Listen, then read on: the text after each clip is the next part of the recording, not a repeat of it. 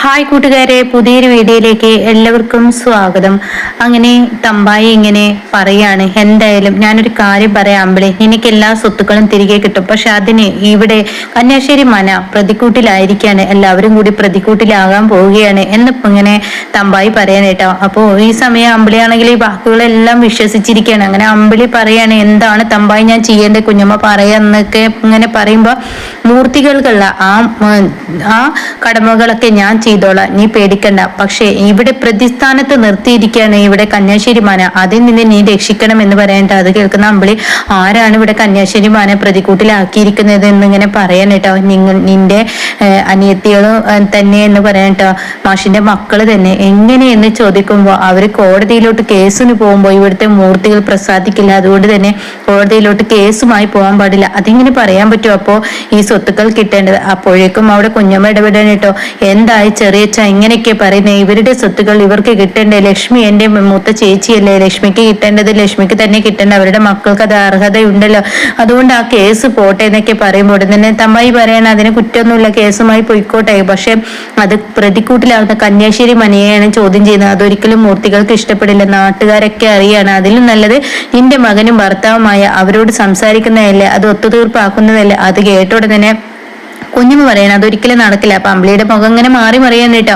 അപ്പൊ അതൊരിക്കലും നടക്കില്ല, അവരാച്ച സമ്മതിക്കില്ല. അത് സമ്മതിക്കലൊക്കെ അമ്പിളിയുടെ മിടുക്ക്. അമ്പിളി എന്തായാലും വിചാരിച്ച ഈ കേസിൽ നിന്ന് എല്ലാവരെയും പിന്തിരിപ്പിക്കാൻ കഴിയും. തീർച്ചയായും രഘുവും അമ്പിളി ഒന്നിച്ചു നിന്ന് കഴിഞ്ഞാൽ എല്ലാവരും അതിൽ നിന്ന് പിന്തിരികയും പിന്നീട് ഈ കേസുമായി പോവുകയും ചെയ്യില്ല. എന്നാൽ ഇവിടെ കന്യാശ്ശേരി മന തിരികെ കിട്ടാൻ, ഇവരുടെ സ്വത്തുക്കൾ തിരികെ കിട്ടാൻ നിന്റെ ഭർത്താവും മകനുമായി സംസാരിച്ച് തിരികെ കിട്ടുമെന്നൊക്കെ ഇങ്ങനെ പറയണ്ട. അത് കേൾക്കുന്ന കുഞ്ഞമ്മക്ക് ഡബിൾ ലഡ് പൊട്ടിത്തുടങ്ങാണ്. അപ്പോൾ ചെറിയച്ഛന്റെ ഉദ്ദേശം എന്താണെന്ന് ഏകദേശം പുറത്തു വരികയില്ല. അങ്ങനെ ഈ സമയം അമ്പിളിയോട് കുഞ്ഞമ്മ പറയണം, മോളെ അത് തന്നെയാണ് നല്ലത്, എന്റെ ഭർത്താവിനെ അറിയിച്ചു കഴിഞ്ഞാൽ ഞാനിത് ഒപ്പിട്ട് തരും, ഞാനും അമ്മയും ഒപ്പിട്ട് തരും, അവരെ സമ്മതത്തോടു കൂടി ഇത് സമ്മതിപ്പിച്ചെടുക്കാൻ അമ്പിളിക്കും നിനക്കും കഴിയും. ഈ കേസുമായി മുന്നോട്ട് പോകുമ്പോൾ ചെറിയച്ഛൻ പറഞ്ഞതുപോലെ നാട്ടുകാരൊക്കെ ഈ സ്വത്തിന് വേണ്ടിയിട്ട് മക്കൾ തമ്മിൽ അടിപിടി കൂടി എന്നുള്ള ആ പെരുദോഷമല്ലേ കേൾക്കുക. അതുകൊണ്ട് അതില്ലാതിരിക്കാൻ നല്ലത് തന്നെയാണ് ചെറിയച്ഛൻ പറയുന്ന കാര്യമുണ്ട്. ഇതിലെ ഏറ്റവും വലിയൊരു സ്വത്ത് ഞാൻ നിനക്ക് തരും, എന്റെ വക ഒരു പങ്ക് നിനക്കുണ്ട് എന്നൊക്കെ അമ്പിളിയെ പറഞ്ഞ് ധരിപ്പിക്കാണ് കേട്ടോ. മുതലിനോടുള്ള ആർത്തി കൊണ്ട് തന്നെ അമ്പിളി അതിൽ വീണ് പോവാണ്. എന്നാ മോളെ വാ എന്ന് പറയണം. അപ്പൊ അമ്പിളി പറയുന്നുണ്ട്, ഞാൻ തീർച്ചയായും ഞാനത് ചെയ്തിരിക്കും എന്നുള്ള വാക്കും തമ്പായിക്ക് കൊടുക്കുന്നുണ്ട് കേട്ടോ. അങ്ങനെ അമ്പിളി തമ്പായിയുടെ ആ ഒരു വലയിൽ വീടിരിക്കുകയാണ്. അമ്പിളിക്ക് ചതിയാണെന്ന് മനസ്സിലാവുന്നില്ല കേട്ടോ. എന്നാൽ ഈ സമയം രഘുവിനെയാണ് കാണിക്കുന്നത്. രഘുവിന് നേരെ ദാസിന്റെ അടുത്തോട്ട് പോയിരിക്കുകയാണ്. അങ്ങനെ ദാസിന്റെ മുഖത്തോട്ട് ഇങ്ങനെ രഘു നോക്കുന്നുണ്ട്. അപ്പൊ ദാസ് ആണെങ്കിൽ വലിയ മൈൻഡൊന്നും കൊടുക്കാതെ അങ്ങോട്ടും ഇങ്ങോട്ടും തലതിരിച്ചും കൊണ്ടിരിക്കുകയാണ് കേട്ടോ. എന്താ ദാസങ്ങൾ, ഞാൻ ചോദിച്ചതിനുള്ള മറുപടി ഇന്നേ വരെ തന്നില്ല. അപ്പോഴും ദാസ് എന്താ എന്ന് ചോദിക്കുന്ന ആ ഭാവത്തിൽ ഇങ്ങനെ നിൽക്കണം. എന്താ ദാസങ്ങൾ, ഞാൻ ചോദിച്ചതിനുള്ള മറുപടി തന്നില്ല, എന്തിനു വേണ്ടിയാണ് സുശീലയുടെ മുന്നിൽ അടിയറവ് വെച്ചത്? അന്ന് അനുപമയും ഈ പറയുന്ന എന്റെ ഭാര്യ അമ്പിളി ഉള്ളത് കൊണ്ടാണ് ഞാൻ ഇങ്ങനെ ഒരു ചോദ്യം ചെയ്യാതിരുന്നത്. അന്ന് അവിടെ വെച്ച് ചോദ്യം ചെയ്ത തീർച്ചയായും എന്തെങ്കിലും സത്യങ്ങൾ ഉണ്ടെങ്കിൽ അത് പുറത്തു വരുമെന്ന് പേടിച്ച് മാത്രമാണ്. അതുകൊണ്ട് ഞാൻ ഒറ്റയ്ക്ക് കാണാമെന്നാണ്, നമ്മൾ തമ്മിലുള്ള ഒരു ബന്ധം വെച്ച് ഞാൻ ചോദിക്കുകയാണ്, എന്തിനു വേണ്ടിയാണ് ഈ പറയുന്ന ആ വൃത്തികെട്ട സ്ത്രീ, അതായത് സുശീല എന്ന സ്ത്രീയെ ഇവിടെ ദാസങ്ങൾ പേടിക്കുന്നത്, അതിനെന്തിനാ ഭയക്കുന്നത് എന്ന് പറയുമ്പോൾ, അയ്യോ ഞാൻ അങ്ങനെയല്ല, ഞാൻ അനുപമയുടെ ജീവിതമാണ് ഇവിടെ സേഫ് നോക്കുന്നത്, ഇന്ദ്രന്റെ കടയാണ് ആ സ്വത്ത്, അത് അവൻ എടുത്തതാണ്, അതിൽ നീ ജോലി എടുക്കുന്ന ഒരിക്കലും ശരിയല്ല. അന്നേ നിന്നോട് ചെറിയൊരു സൂചന തന്നിരുന്നു, പക്ഷെ നീയും അമ്പിളിയെ തെറ്റിദ്ധരിച്ചു പോയാ, എന്റെ കുറ്റമില്ലല്ലോ. പക്ഷെ ഇവിടെ അനുപമക്ക് ഒരു ജീവിതമാണ്, അനുപമക്ക് എന്നും ആരുമില്ലാതെ ഇങ്ങനെ ജീവിക്കാൻ പറ്റില്ലല്ലോ. ഈ പറയുന്ന ഇന്ദ്രന്റെ കൂടെ ഒരു ജീവിതം തന്നെ തുടരാൻ നല്ലൊരു വഴിയാണ് ഈ കാണുന്നത്. അതിനുള്ള ഒരു പോംവഴിയാണ് ഞാൻ ഇവിടെ മാസം 27,000 രൂപ കൊടുക്കാൻ ഇവിടെ ഉത്തരവിട്ടത്. അത് നല്ലൊരു വഴി തന്നെയല്ലേ, നീ തന്നെ ആലോചിച്ച് നോക്ക്. അത് കേൾക്കുന്ന രഘു പറയണം, അതൊക്കെ നല്ല വഴി തന്നെയാണ്. പക്ഷെ ഇവിടെ എന്തൊക്കെ ദാസങ്ങൾ പറഞ്ഞാലും ഞാനൊരു കാര്യം പറയാം, സുശീല ആന്റിയെ പേടിക്കുന്നുണ്ട് അങ്കള്, എന്നെ അമ്പിളിയെയും അങ്ങനെ അവർക്ക് മുന്നിൽ മുട്ട് കുത്തിച്ചിട്ടുണ്ടെങ്കിൽ സുശീല ആന്റിയെ പേടിക്കുന്ന എന്തോ ഒരു സംഭവം ദാസങ്ങൾ മറച്ചു വെക്കുന്നുണ്ട്. എന്നാൽ ശരി, ഇനി അങ്കിളുമായി ഒരു ബന്ധം ഞങ്ങളിലില്ല, ഇനി സത്യങ്ങൾ അറിയുമ്പോൾ അങ്കിളുമായി ഒരു ബന്ധത്തിന് ഞാൻ വരികയില്ല. അതുകൊണ്ട് എന്നോട് സത്യം തുറന്ന് പറയാൻ പറ്റുമെങ്കിൽ പറയാ, അല്ലെങ്കിൽ ഞാൻ പോകുന്നെന്ന് പറയണ്ട. രഘു നീ എന്താ ഇങ്ങനെയെന്നൊക്കെ ചോദിക്കുന്നുണ്ട് കേട്ടോ. ഈ സമയം ഇങ്ങനെ പഞ്ചരത്നമാണ് കാണിക്കുന്നത്. അവിടെ സരോജിനി ലക്ഷ്മിയെ ഇങ്ങനെ ഉറക്കിക്കൊണ്ടിരിക്കുകയാണ്. നിന്റെ അമ്മ കുറച്ച് കഴിയുമ്പോഴേക്കും വരുന്നൊക്കെ ഇങ്ങനെ പറയുന്നുണ്ട്. അപ്പൊ മോളെ അമ്പിളി എന്നൊക്കെ പറഞ്ഞിട്ട് മാഷ് വിളിച്ചു വരികയാണ്. അപ്പൊ മാഷാണെങ്കിലോ കണ്ടോടെ തന്നെ സരോജിനി ഇനി ഇവിടെ ഉണ്ടോ എന്നോ, ഞാൻ കുഞ്ഞിനെ ഉറക്കായിരുന്നു. അപ്പൊ രഘു അമ്പിളിയൊക്കെ അവരിവിടെ ഇല്ല, രാവിലെ തന്നെ ഇങ്ങോട്ട് പോയി എന്ന് പറഞ്ഞിട്ട് അത് കേൾക്കുന്ന മാഷിന് ഭയങ്കര സങ്കടമാണ്. അങ്ങനെ മാഷിനോട് പറയുന്നത് ഇതെന്താ ബാഗ് നിറച്ച് കനുണ്ടല്ലോ, എന്തത്ര വല്ലാത്ത കനമെന്ന് ചോദിക്കുമ്പോൾ ഉടൻ തന്നെ പറയണേ ഇത് 101 പവനാണെന്ന് പറയാനുണ്ടോ.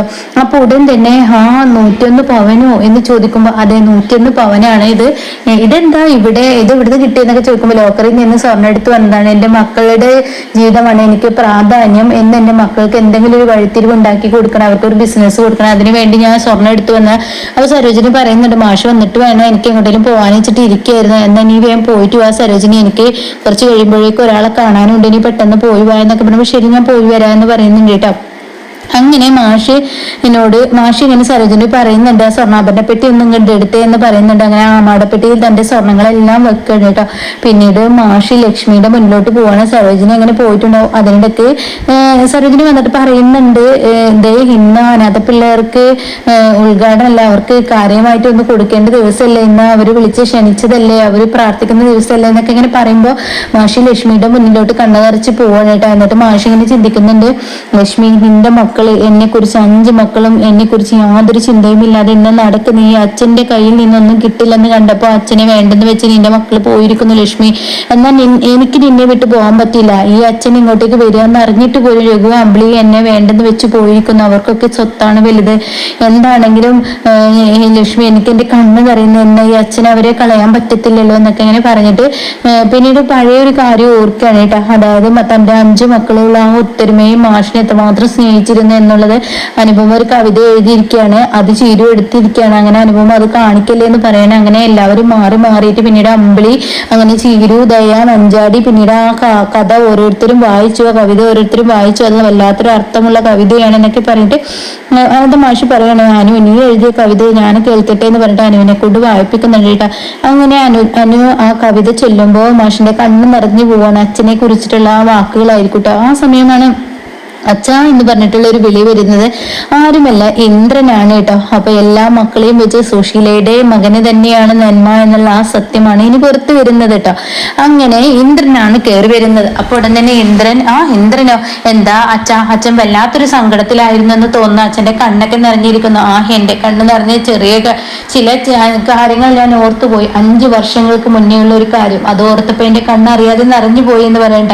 അതിരിക്കട്ടെ ഇന്ദ്ര, നീ എന്തിനാ വന്നത് എന്ന് ചോദിക്കുമ്പോൾ ഞാന് അച്ഛനെ കാണാൻ വേണ്ടി തന്നെ വന്നതാ, അതെന്താ എന്ന് ചോദിക്കുമ്പോൾ ഉടൻ തന്നെ ഇന്ന് ഫാദേഴ്സ് ഡേ ആണ്, ഏത് തിരക്കിനിടയിലും എന്ത് പ്രശ്നത്തിനിടയിലും ഞാനും അനുവും കല്യാണം കഴിഞ്ഞതിന് ശേഷം ഒരുപാട് പ്രശ്നങ്ങൾ ഉണ്ടായിട്ടുണ്ട്. പക്ഷെ ആ പ്രശ്നങ്ങൾക്കിടയിലൊക്കെ എന്നെ കൊണ്ട് പറ്റാവുന്ന രീതിയിലുള്ള ഒരു സമ്മാനം ഫാദേഴ്സ് ഡേ അന്ന് അച്ഛന് ഞാൻ നൽകാറുണ്ട്.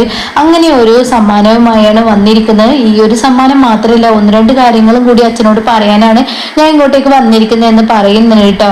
അങ്ങനെ മാഷിനെ അത്ഭുതപ്പെടുത്തി പോവുകയാണ്. തന്റെ മക്കൾ പോലും ഓർക്കാത്ത ആ ദിവസം ഇന്ദ്രനെ ഓർത്തപ്പോ മാഷിന് വല്ലാത്ത അത്ഭുതം തന്നെ തോന്നുന്നുണ്ട്. എന്നാൽ ഇപ്പുറത്താണെങ്കിലോ രഘു ഇങ്ങനെ ദാസനോട് പറയുന്നുണ്ട് ഇനി ആരുടെ സഹായം എന്റെ മുന്നിൽ നീട്ടിയാലും ഞങ്ങൾ സ്വീകരിക്കില്ല, ഞങ്ങൾ സ്വീകരിക്കുന്ന മാഷിന്റെ സഹായം മാത്രമായിരിക്കും എന്നും പറയുന്നുണ്ട് കേട്ടോ. അപ്പൊ ഇങ്ങനെയൊക്കെയുള്ള ഒരു സീനിലാണ് ഇന്നത്തെ എപ്പിസോഡ് നിർത്തിയിരിക്കുന്നത്.